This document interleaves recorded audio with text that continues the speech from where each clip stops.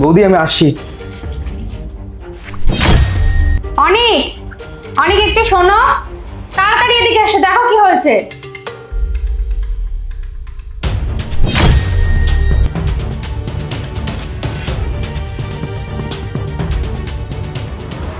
চলো আজকে তোমার ভাইয়ের কুকর্ম ফাঁস করেই ছাড়বো।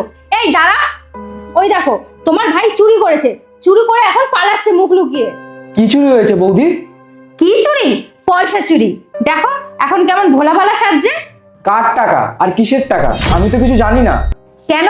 ওই 50,000 টাকা যেটা তুই তোর দাদার আলমারি থেকে চুরি করেছিস সকালে। বৌদি আমাকে এরকম দোষ দিও না, আমি কেন দাদার টাকা চুরি করব? শোন, একদম চুপ। দাদার ঘরেই থাকছিস, দাদার ঘরেই খাচ্ছিস, আবার দাদার টাকাই চুরি করছিস। আর তুই যদি সত্যি চুরি করে থাকিস না, তাহলে কিন্তু এর ফল একদমই ভালো হবে না। তুমি তো আমার নিজের দাদা, আমার বাবার মতো, আর এটা তো আমারও বাড়ি, আর আমি নিজের বাড়িতে কেন চুরি করতে যাবো? আচ্ছা, এই ঘর তো তোর বৌদিরও, তাহলে ও কেন মিথ্যা কথা বলবে? হ্যাঁ দাদা, বৌদি কিন্তু মিথ্যে কথাই বলছে। হ্যাঁ, তুমিই তো হরিদাস পাল, তুমিই একা সত্যি কথা বলো আর বাদ বাকি সবাই মিথ্যে বলে।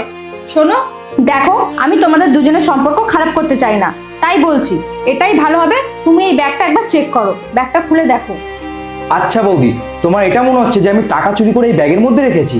হ্যাঁ, কারণ তুমি যাচ্ছ ঘুরতে আর ওখানে ফুর্তি করার জন্য তো দরকার তোমার অনেক টাকার, তাই তোমার টাকা কম পড়ছে, সেই জন্য তো আজকে টাকাগুলো চুরি করেছো। আরে কমসে কম নিজের দাদার কথা তো একটু ভাবতে, যে টাকাগুলো তুমি চুরি করেছো ওগুলো ক্লায়েন্টের টাকা ছিল, আজকেই ওকে দিতে হবে। এবার কি হবে ওর? বৌদি আমার এই ব্যাগটা কিন্তু পুরো ফাঁকা, এমনকি এর মধ্যে আমি নিজের জামা কাপড়ও রাখিনি।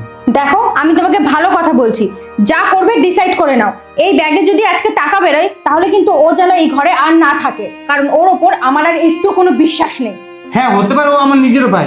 যদি ও সত্যিই টাকা চুরি করে থাকে, তাহলে আজকে আমি ওকে আগে ঘর থেকে বের করবো, তারপর আমি ওকে পুলিশে দেবো।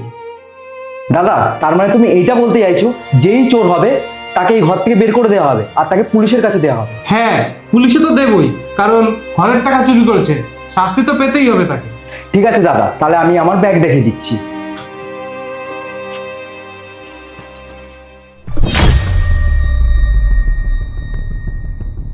আরে, এই ব্যাগে তো কোনো টাকাই নেই। আর আমি তো এটাও বুঝতে পারছি না আমাকে কেন চুরি বদনাম দেওয়া হচ্ছে। আর আমার ব্যাগ তো চেক করা হয়ে গেছে, তাহলে বৌদির ব্যাগটা একবার চেক করে নাও। এমনও তো হতে পারে টাকাটা বৌদির ব্যাগে আছে। আচ্ছা, তুমি তোমার নিজের চুরির দোষটা আমার ঘাড়ে লাগিয়ে দিচ্ছ। আচ্ছা, আমি আমার নিজের স্বামীর টাকা কেন চুরি করব? আমিও তো সেটাই বলছি, আমি আমার নিজের দাদার টাকা কেন চুরি করব? আমি এত কথা শুনতে চাই না। আমি তোদের দুজনকে একটা কথা বলে দিলাম, যদি তোদের দুজনের একজনের কাছে আমি টাকা পাই, তাহলে কিন্তু খবর আছে। হ্যাঁ, এটা তো আমিও বলছি, বৌদির ব্যাগটা একবার চেক করে নাও।